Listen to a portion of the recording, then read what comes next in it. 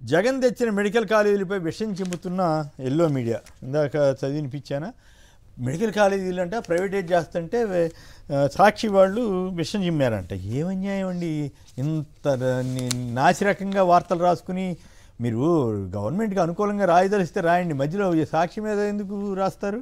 మరి గోపి గారు చెప్పండి. అలాగే ఇప్పుడు భూమి ఎట్లా పందారం చేస్తున్నారు? ఈ మెడికల్ కాలేజీల ప్రైవేటైజేషన్ మీద ఆంధ్రజ్యోతి రాసిన విషవార్త చూసింటారు కదా, దాని మీద మీరేమంటారు?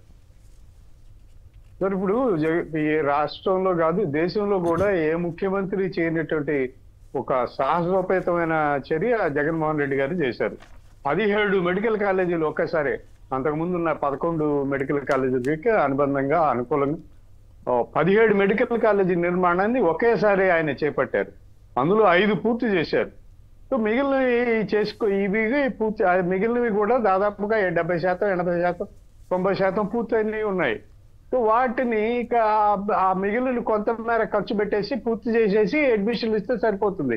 కానీ దుర్మార్గం ఏంటంటే ఈ ప్రభుత్వం వచ్చిన వెంటనే మాకు మెడికల్ సీట్లు వద్దు అని లెటర్ రాయడం, తర్వాత నిర్మాణంలో ఉన్నటువంటి 10 మెడికల్ కాలేజీల్ని ప్రైవేట్కి పీపీపీ మోడ్లో ప్రైవేట్కి ఇచ్చేయాలని మొన్న క్యాబినెట్ లో నిర్ణయం తీసుకున్నారు. చాలా దుర్మార్గమైన చర్య. వీళ్ళు ప్రైవేట్లకు ఇచ్చేస్తే ఏమవుతుందండి?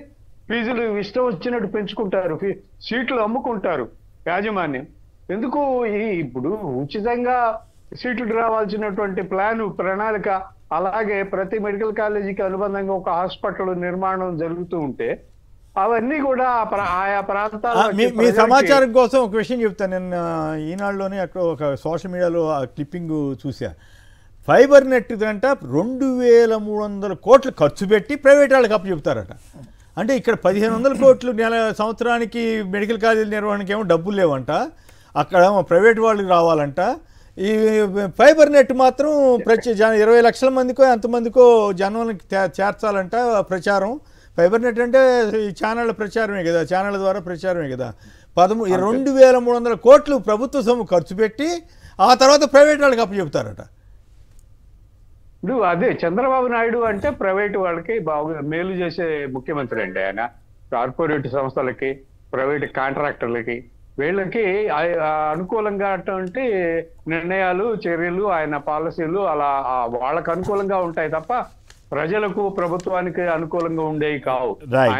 భూముల మీద కూడా సంక్షిప్తంగా మాట చెప్పండి. భూములు పందేరం మీద వాళ్ళ సాక్షిలో వచ్చిన వార్త ఎంతవరకు? భూములు కూడా అండి ఆయన ఖచ్చితంగా ఆయన కన్ను ఎక్కడ పడితే అక్కడ ఆ ప్రాంతంలో రైతులు భూములు వదులుకోవాల్సిందే. బలవంతంగా లాక్కుంటారు, బెదిరించి లాక్కుంటారు. అవి తీసుకెళ్లి ప్రైవేటు వాళ్ళకి అప్పగించేస్తారు. చాలా తక్కువ ధరకి, రూపాయికో 90 పైసలకు ఇట్లా ఇచ్చేస్తూ ఉన్నారు. ఇదంతా కూడా ఈయన గతంలో 9 ఏళ్ళు కానీ, ఆ తర్వాత 5 ఏళ్ళు కానీ, ఇప్పుడు 1.5 ఏళ్ల కానీ చూస్తే పాలన ఖచ్చితంగా అన్ని కూడా ప్రైవేటు వాళ్ళకి అప్పచెప్పే ప్రయత్నాలు చేస్తూ ఉంటారు. భూములు ఇచ్చినా వాళ్ళకే ఇస్తారు, పన్నులు రాయితీలు ఇచ్చినా వాళ్ళకే ఇస్తారు. అదనంగా పెట్టుబడి సాయమో లేకపోతే ఆర్థిక సాయం పేరుతోటి ప్రభుత్వ ఖజానా నుంచి డబ్బు తీసుకెళ్లి వాళ్ళకే ఇస్తూ ఉంటారు. ఇవన్నీ కూడా చంద్రబాబు చేసే పనులండి. అది ప్రజలకు కూడా బాగా తెలుసు. రైట్. వెంకటరెడ్డి గారు చెప్పండి. భూ చేద్దాం అసలు ఎక్కడెక్కడ ఎవరెవరికో ఇచ్చారంట. ఎవరికి? ఇన్ఫో కిసాన్ సెజ్ అంట. లక్ష్మీపార్సారథి గారు డైరెక్టర్ గా 93 ఎకరాలు ఇచ్చారు. 93 ఎకరాలు కంపెనీ మూసేసింది ఆల్రెడీ. వరాహ ఆక్వా ఫార్మ్స్ మూసేసినట్టు registration of companies register of companies దానికి 93 ఎకరాలు. అట్లానే ఇఫ్కో కిసాన్ సెజ్ లో డైరెక్టర్ గా ఉన్న లక్ష్మీపార్సారథి. సో వాళ్ళకి 2776 ఎకరాలు. 2776 ఎకరాలు నెల్లూరు. అట్లానే ఎవరో రమాదేవి, ఇక్కడ భువనేశ్వర్ గారితో ఫోటో ఉందండి, మహిళా పారిశ్రామికవేత్త అని చెప్తున్నారు. ఆమెకి 31 ఎకరాలు అనకాపల్లి దగ్గర. తాజాగా కుప్పంలో 13.70 ఎకరాలు. అట్లానే 2001లో దేశ స్టాక్ మార్కెట్లో కుదిపిన కేతన్ ఫరేక్ కుంభకోణం. ఆ కుంభకోణంలో కీలకంగా వ్యవహరించినటువంటి హిమాచల్ ఫ్యూచరిస్టిక్ కమ్యూనికేషన్, వీళ్ళకి ఎక్కడైతే ఇక్కడ మడక్సర్లో 1000 ఎకరాలు.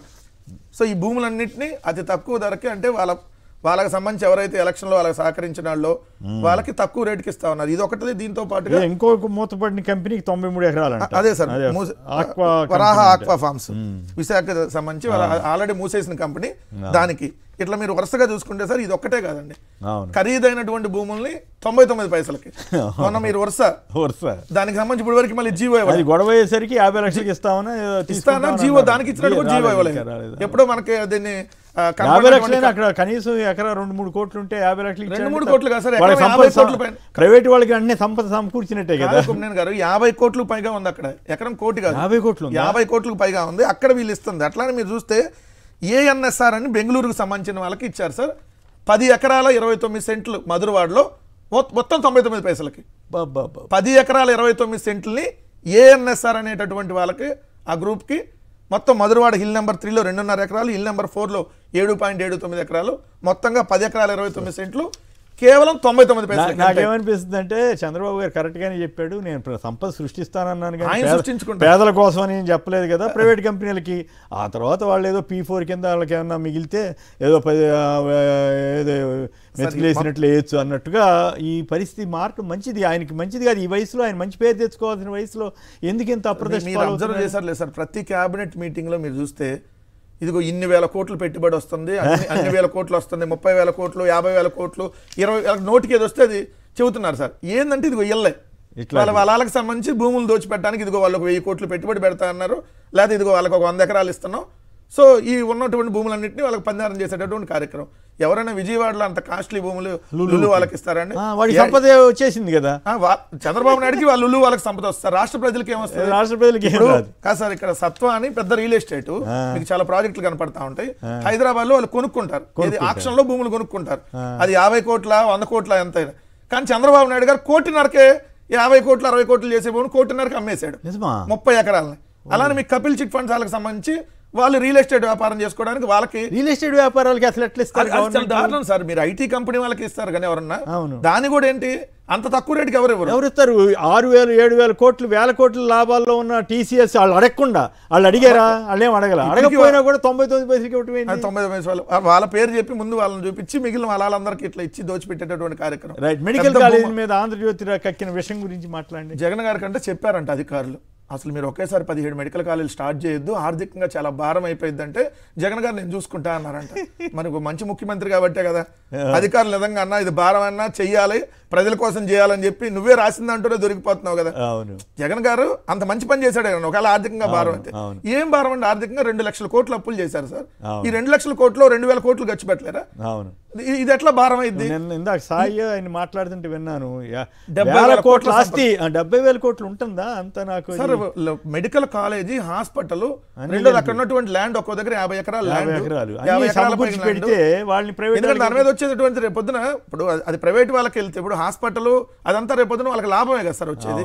అదేదో ప్రభుత్వానికి వస్తుంది కదా, ప్రభుత్వం పేదలకో ఇంకోలకో దానికి చేయడానికి ఉంటుంది. రెండోది ఏంటంటే ఇది ఇప్పుడు మనకున్న సమాచారం ఇది టెమాసెక్ హోల్డింగ్స్ అనేటటువంటి సింగపూర్ కంపెనీకి మొత్తంగా ఇది మొత్తం ఇచ్చేయాలని ఉండాలి. మొత్తం 10 మెడికల్ కాలేజీలు ఈ టెమాసెక్ హోల్డింగ్ అనేవాళ్ళు దేశం వాళ్ళకే కాదు విదేశస్తులకు కూడా. ఈ టెమాసెక్ హోల్డింగ్ అనేవాళ్ళు అంతకుముందు ఈ క్యాపిటల్ ఏరియాలో సింగపూర్ కన్సార్టియం అని చెప్పి ప్రైవేట్ కంపెనీలు ఈశ్వరన్ గారు భాగస్వామితో ఉన్నారు కదా, దాంట్లో ఒక కంపెనీ టెమాసెక్. సో ఈ టెమాసెక్ హోల్డింగ్స్ అనే వాళ్ళకి ఇప్పుడు మొత్తం ఇచ్చేయాలనేది చంద్రబాబు నాయుడు గారు పండుతున్నటువంటి. మీ మీద విషయం కక్కాడు ఆంధ్రజ్యోతి ఆయన సార్. ఇప్పుడు ఎవరి మీద చెప్తున్నారంటాడు? ఆయనకి విషయం సార్ ఎకరం 100 రూపాయలకి ఇస్తారంటండి సంవత్సరానికి. 50 ఎకరాలు ఉంది ఒక మెడికల్ కాలేజ్ అంటే అంత సంవత్సరానికి 5,000 రూపాయలు వస్తుంది. 5,000 రూపాయలు ప్రభుత్వానికి వచ్చే ఆదాయం. ఏది ఒక మెడికల్ కాలేజ్ 2,300 కోట్లు గవర్నమెంట్ ఒక మెడికల్ కాలేజ్ ఇచ్చేసి ఇది ఎట్లా సంపద సృష్టి అయ్యింది? సో ఇది దోచిపెట్టేటటువంటి కార్యక్రమం కదా సార్. PPP అంటేనే ప్రైవేటు, అంటే ప్రజల మీద వేటు వేయటమే ప్రైవేటు. సో ప్రజల మీద వేటు వేస్తూ చంద్రబాబు నాయుడు గారు ప్రైవేట్ వాళ్ళకి సంబంధించినటువంటి కాదు మంచి చివరి ఏది ఏజ్ పెద్దది కదా, అట్లాగే సీనియర్ కాస్త మంచి పేరు తెచ్చుకునే విధంగా ప్లాన్ చేసుకోకుండా ఎందుకు ఇట్లా చేస్తున్నాడు? మీరన్నీ చెప్పేదాకా ఇదే ఆఖరి టర్మ్ ముఖ్యమంత్రి కాబట్టి మొత్తం ఉన్నదల్లా దోచేసుకోవాలనేది దాంట్లో ఇండైరెక్ట్ గా అవసరం ఏముంది? నాకు అదే చంద్రబాబు నాయుడు గారు జస్ట్ సీఎం అని ఆల్రెడీ రికార్డ్ అయిన తర్వాత ఇంకా అవసరమా? మరి ఎందుకు ఇట్లాంటి మరి సార్, అది తప్పు. మొత్తం రోడ్లను ప్రైవేట్ పరం, మీరు రోడ్లని చూడండి ఎంత అధ్వానంగా విశాఖపట్నం స్టీల్ ప్లాంట్ ప్రైవేటీకరణ, ఇక్కడ చూస్తే పోర్టులు ప్రైవేటీకరణ చేస్తా అన్నారు, ఆల్రెడీ మెడికల్ కాలేజ్ ప్రైవేటీకరణ అయిపోయినాయి.